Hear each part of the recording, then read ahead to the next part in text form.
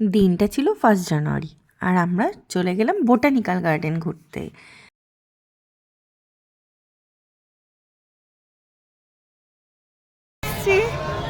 বলো botanical garden.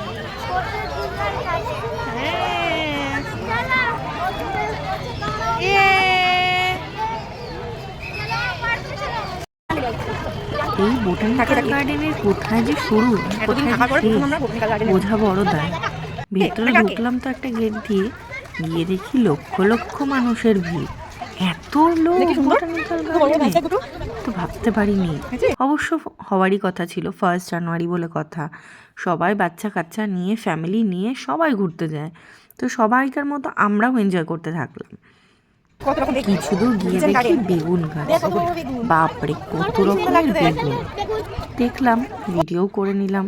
তারপরে গোলাপ বাগান। তবে আমার বেশি ভালো লেগেছিল ইকো পার্কের গোলাপ গার্ডেনটা, ওটা বেশি ভালো ছিল।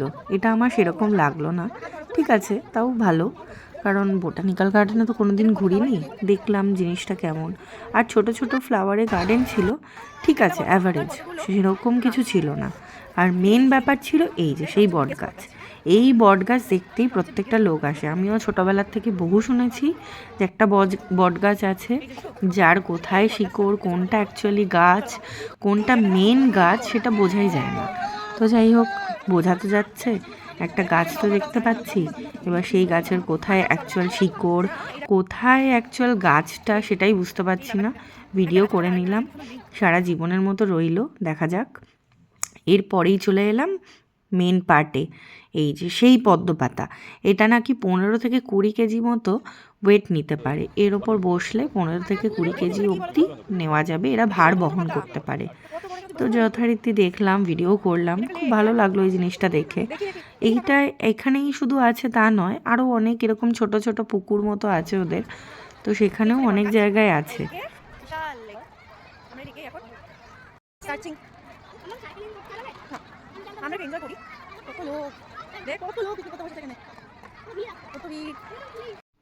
এখানে আবার বোটিংয়েরও ব্যবস্থা আছে, অনেকে বোটিং করছিল, আমরা দূর থেকে দেখছিলাম। তো আমরা এখানে পিকনিক করতে বসে গেছি, সবাই মিলে বসেছি, খাচ্ছি।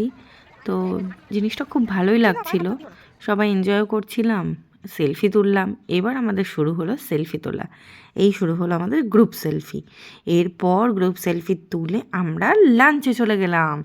লাঞ্চে কত কিছু ছিল, এখানে ফ্রাইড রাইস ছিল, চিলি চিকেন ছিল, আলুর দম ছিল, আর সাথে ছিল ভেজ নবরত্ন। তার সাথে কিন্তু আমড়া চাটনিও ছিল, না আমরা না, ভুল বললাম, জলপাই চাটনি। আর সাথে ছিল পায়েস, মিষ্টি, কোল্ড ড্রিঙ্কস, স্প্রাইট, এলাহি বা পাশাপাশি। আমরা কিন্তু বসেছিলাম একটা তেঁতুল গাছের নিচে, খেয়ে দেখি বিশাল বিশাল সাইজের তেঁতুল। যা হোক, দেখে ভালোই লাগলো, ভাবলাম নিচে যতটা পড়ে থাকবে কুড়িয়ে নেবো। আর উপায় কোথায়, একটাও নেই। আসলে বোধহয় আমাদের আগে অনেক লোকজন তো এসেছিল, হয়তো পড়ে থাকলেও তারা তুলে নিয়েছে, আমাদের ভাগ্যে জুটলো না। ঠিক আছে, ইটস ওকে। এইবার আসি সেই পর্বে, একে একে সেলফি পর্ব। আমার ছেলের সাথে সেলফি হলো, তারপরে আমার মায়ের সাথে সেলফি, সেটাও কমপ্লিট হলো। আস্তে আস্তে নেক্সট মাসুনির সাথে সেলফি, সেটাও কমপ্লিট হলো। এরপর আঙ্কেলের সাথে সেলফি, এটাও কমপ্লিট হলো।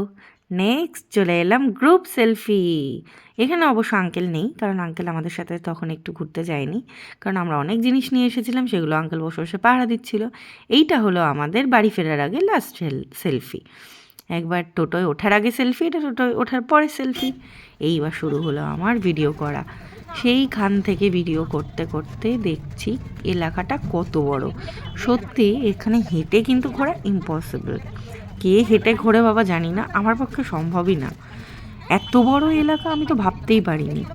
আর সবচেয়ে বড় কথা, আমাদের বাড়ির থেকে এতটা দূরে ছিল, সেটাও ভাবতে পারিনি যে এটা এত দূরেও হবে। তো যাই হোক, জীবনে প্রথমবার গেলাম, ছোট থেকে অনেক আশায় ছিলাম বোটানিক্যাল গার্ডেন দেখব, সেখানে না জানি কী আছে, কী বটগাছ আছে, সেইটার অনেক গল্প শুনেছিলাম। ফাইনালি সেটা ফ্রুটফুল হলো আজকে। যথারীতি এগুলো দেখলাম, দেখতে দেখতে এলাম। তো জায়গাটা তো বিশাল বিশাল বড়।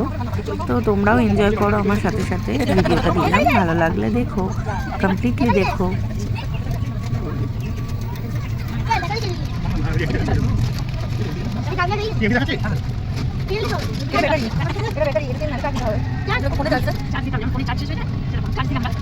হ্যাঁ কাকা আমার দুজনে কিছু নেই আগে একটু লিটার দিয়ে দিতে হতো শুধু চকচক করে করছে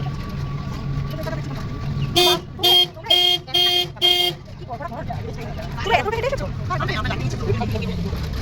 হ্যাঁ 50 টাকা টিকিট ভালো অনেক দূর 50 টাকা টাকা দূরত্ব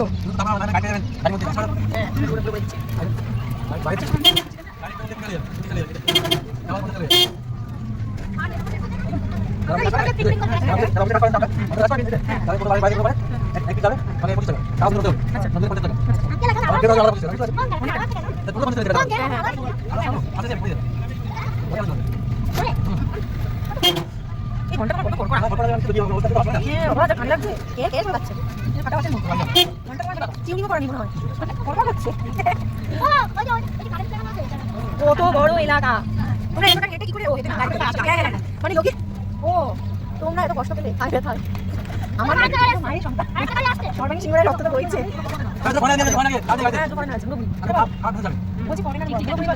কি হবে বলো খারাপ